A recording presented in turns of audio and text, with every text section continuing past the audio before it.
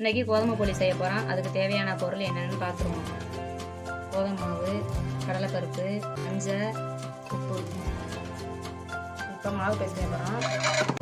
சப்பாத்தி மாவு பதத்துக்கு பிசைஞ்சுக்கிறணும் மாவை. இப்போ கடலைப்பருப்பு வேக வைக்க போகிறோம். மிக்சியில் போட்டு அடிக்க போகிறோம்.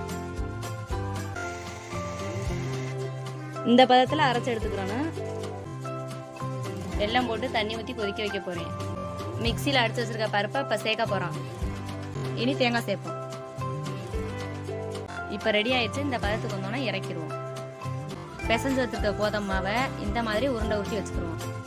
2 ரெடி ஆயிடுச்சு. இப்போ கோதுமை மாவுக்குள்ள போலியை உருட்டி வைக்க போகிறோம்.